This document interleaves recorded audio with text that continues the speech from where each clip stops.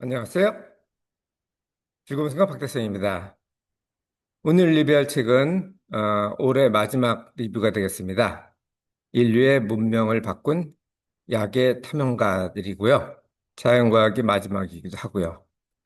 다음은 아마 내년이나 더 이후가 될 겁니다. 그거는 얼마나 제가 행운이 있는지 책 읽을 시간이 일단 많아야 되는 행운이 있고 또 좋은 책을 발견할 수 있는 행운이 있어야 되겠죠.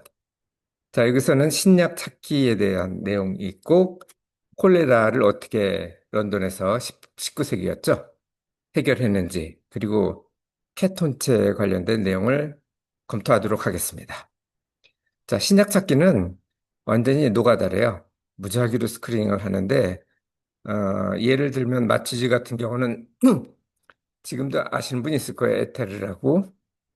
에테르가 범죄에 많이 쓰이죠, 요즘엔.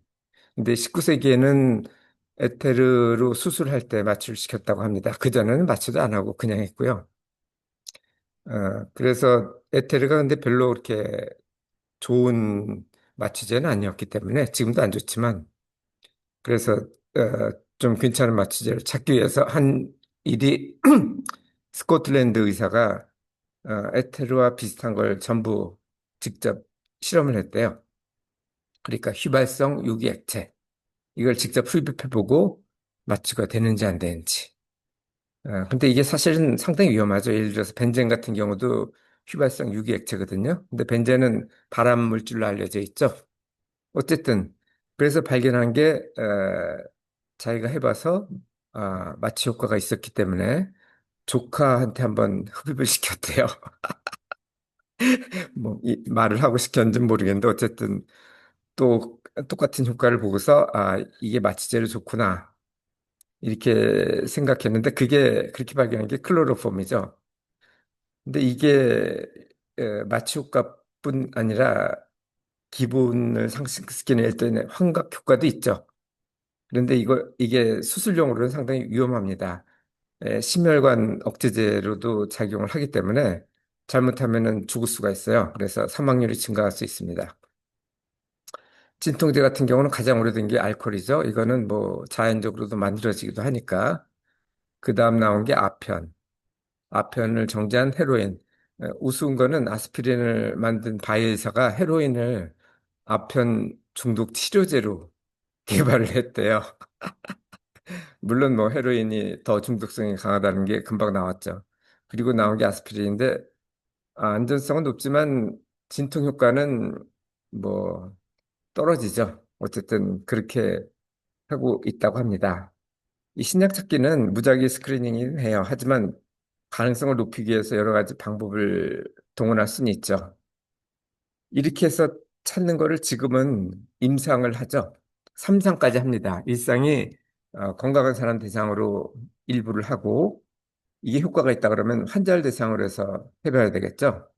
그리고 마지막 3상이 대규모, 소위 말하는 통계적 효과가 있어야 되기 때문에 그렇게 해서 하는데 일상 통과 확률이 52%, 이상이 30%, 삼상 통과 확률이 58%이기 때문에 실제로 임상 실험을 한다 하더라도 9%밖에 안 돼요.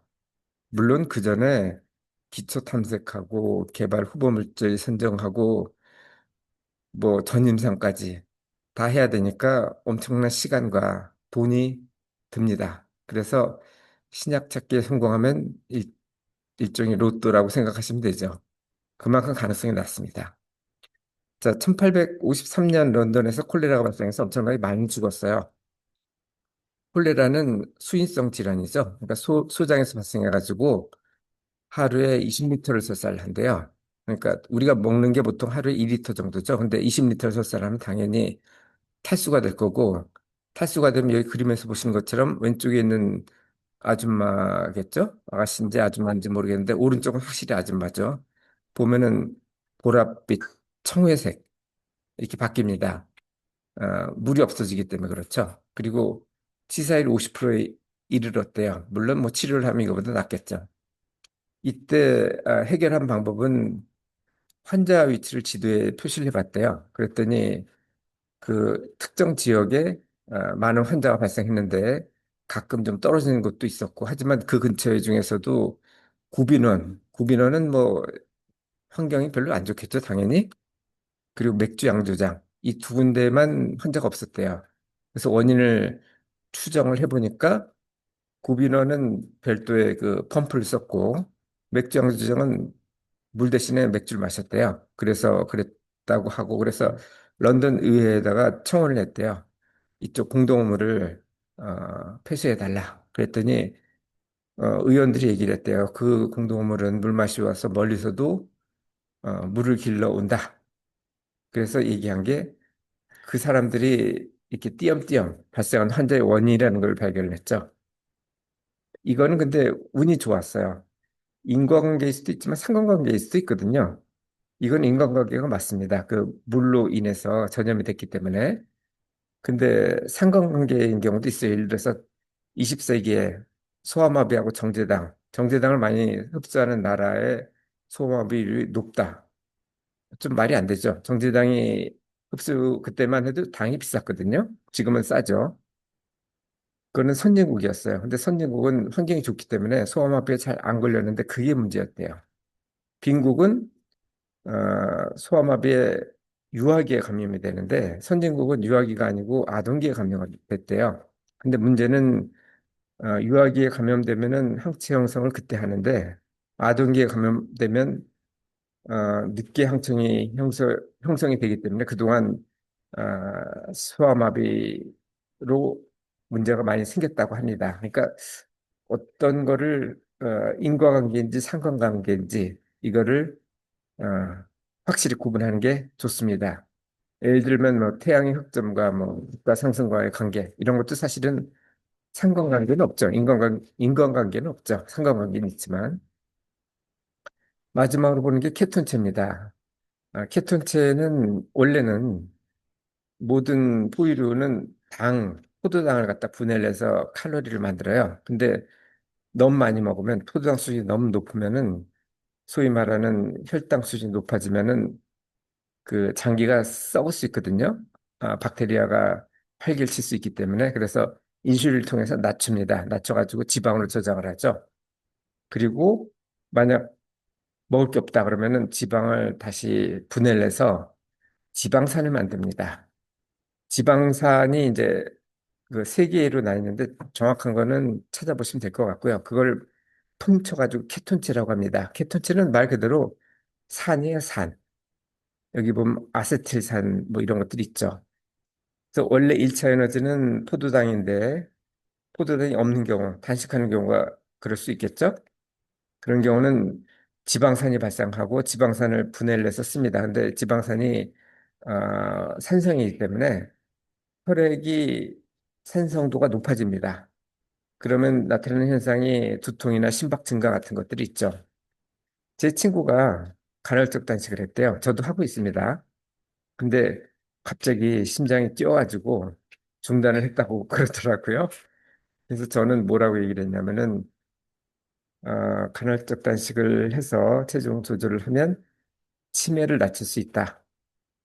그러니까 치매로 오래 살 건지 아니면 어, 그러니까 이 간헐적 단식을 하면 심장 이 멈춰서 일찍 죽을지 아니면 치매로 오래 살지 그거는 이제 결정할 수가 있겠죠. 근데 그 친구는 치매 소위 말하는 뭐죠? 치매가 발생한 이유가 저거거든요. 고지혈증. 고지혈증 가족력이 없어요. 근데 저 같은 경우는 저희 어머니를 포함해서 우리 오자매 해서 6명이 전부 이 고지혈증 약을 먹고 있습니다. 이게 가족력이거든요. 그래서 이 체중 유지를 안 하면 치매 걸릴 확률이 더 높아져요. 그래서 저는 심장이 증가하는 걸 그런 리스크를 안고 간헐적 단식을 계속하고 있고 그 친구는 그렇지는 않아요. 그래서 뭐 간헐적 단식을 안 하고 요즘은 삼식을 한다고 합니다. 간헐적 단식은 제가 리뷰한 게 있으니까 그걸 참고하시면 되고요. 제가 해보니까 한 2주 정도는 배도 고프고 두통도 있고 그랬는데 그거 넘는 다음부터는 뭐 큰 문제는 없었습니다.